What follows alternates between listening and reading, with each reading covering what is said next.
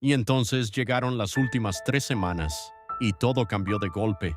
Sus niveles de sodio cayeron, su presión arterial se desplomó, el cuerpo que había aguantado tanto empezó a soltar.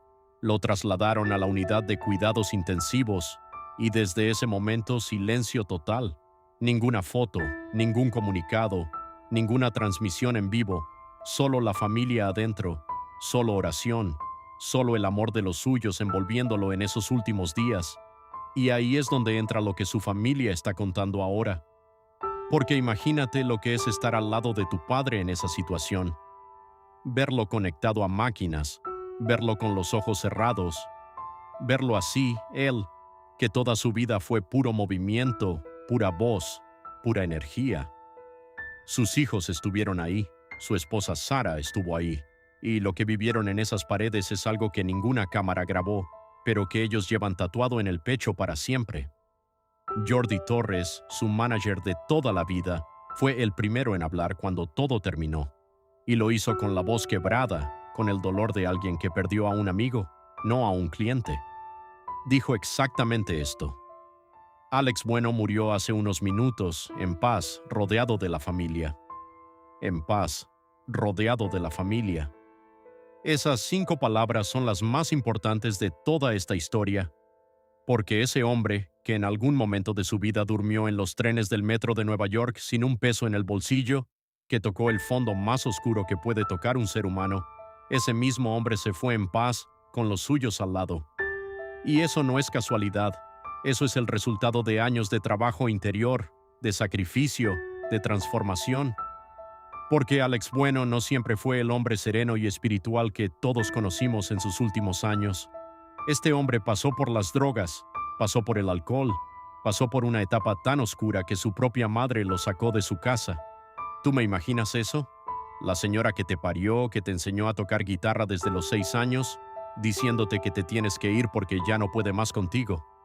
Eso le pasó a Alex Bueno, y él mismo lo contó sin vergüenza, porque para él esa historia no era motivo de pena, era motivo de orgullo, porque la superó.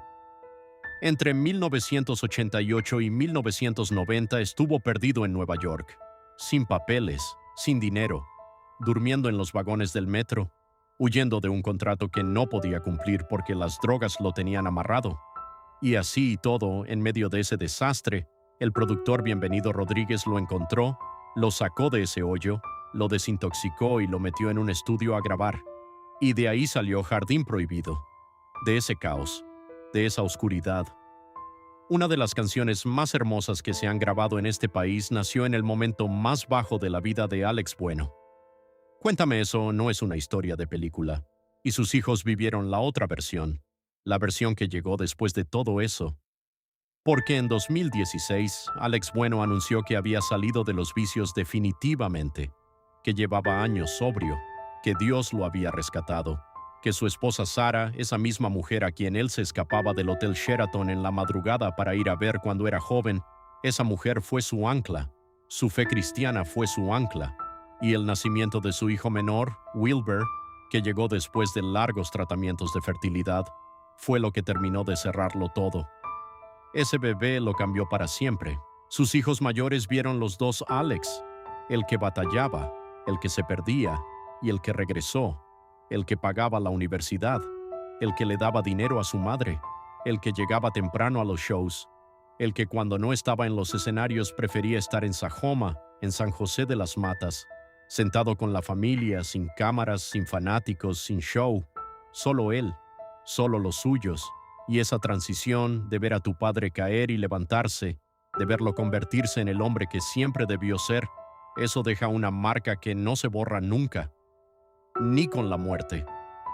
Jordi Torres dijo algo que me llegó muy adentro cuando habló de estos últimos meses.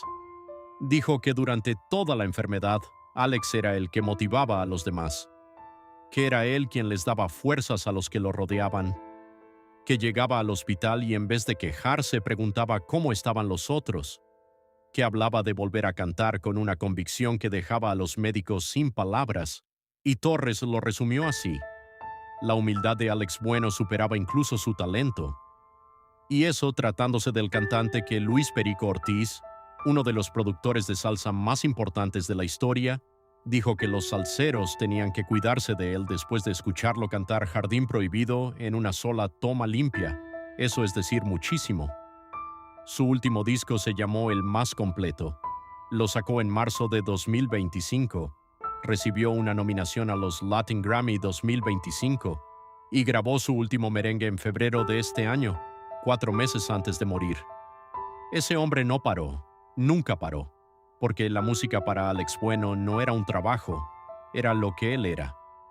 Desde los 3 años, cuando sus tíos ya lo grababan cantando, desde los 6, cuando su madre le enseñó a tocar guitarra, desde los 14, cuando ganó un festival organizado por Wilfrido Vargas y entró a la orquesta de Fernando Villalona sin un solo ensayo previo porque se sabía todo el repertorio de memoria.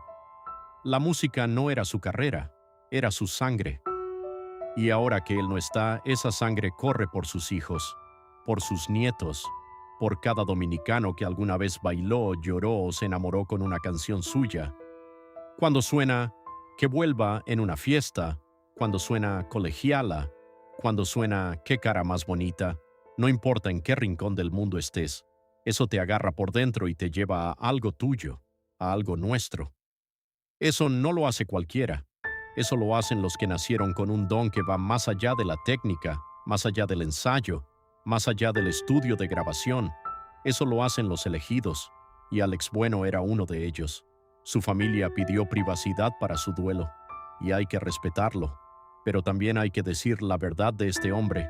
Hay que contar quién era de verdad, no el ídolo de los pósters, el ser humano que cayó y se levantó, el padre que cambió, el abuelo que adoraba a sus nietos, el esposo que se escapaba en taxi a la madrugada para ver a la mujer que amaba, el hombre que cuando le preguntaron qué consejo le daría al Alex Bueno del pasado, respondió sin dudar: no uses alcohol, no uses drogas, la vida es más feliz sin esas cosas. Esa honestidad, esa valentía de mirarse al espejo y decir la verdad, eso es lo que lo hizo grande. No solo la voz, el hombre. Y sus hijos hoy cargan con eso, con el peso de ese apellido, con el orgullo de ese legado y con el dolor de esa ausencia, pero también con algo que nadie les puede quitar, la certeza de que su padre se fue en paz, rodeado de ellos, habiendo sido al final el hombre que siempre quiso ser. Eso es Alex Bueno, el Mayimbito, el más completo. Y hoy, desde Atento a mi TV Show, lo despedimos con el respeto que se merece, con la verdad que él siempre defendió, y con el orgullo de ser dominicanos igual que él. Si este video te llegó al corazón, suscríbete al canal, actívale la campanita y compártelo para que más gente conozca la historia real de este gigante. Porque mira, hay algo que mucha gente no ha dicho todavía, y que nosotros tenemos la obligación de decirlo. Alex Bueno no murió siendo un hombre olvidado, no murió siendo un artista del pasado que la gente recordaba de vez en cuando, murió siendo vigente, murió siendo relevante, murió con una nominación a los Latin Grammy encima, con canciones sonando en plataformas digitales con millones de reproducciones, con fanáticos de todas las edades cantando sus temas, y eso, en una industria que descarta a los artistas más rápido de lo que los encumbra, eso es un logro que muy pocos pueden presumir.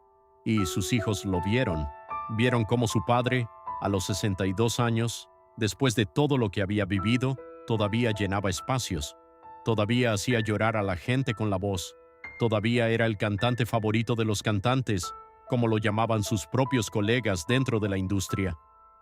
Romeo Santos grabó con él, los hermanos Rosario lo despidieron con lágrimas, Sergio Vargas, Fernando Villalona, Mili Quesada, Toño Rosario, todos salieron a hablar cuando se fue, porque en este medio que no es fácil, que es competitivo y a veces ingrato, Alex Bueno era de esos que todo el mundo respetaba, no por miedo, por admiración genuina.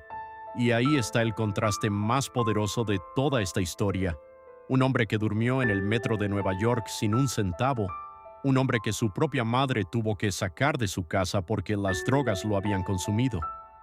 Ese mismo hombre terminó siendo respetado por los más grandes de la música latina. Terminó grabando con Romeo Santos. Terminó nominado a los Latin Grammy. Terminó siendo el orgullo de una familia que lo vio caer y lo vio levantarse. Si eso no te inspira algo por dentro, entonces yo no sé qué más puede hacerlo.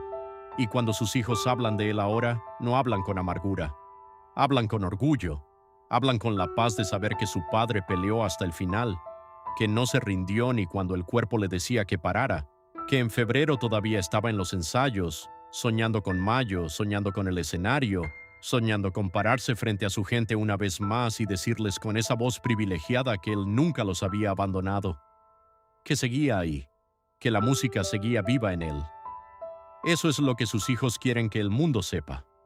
No quieren que la gente recuerde a Alex Bueno solamente como el que se enfermó y murió.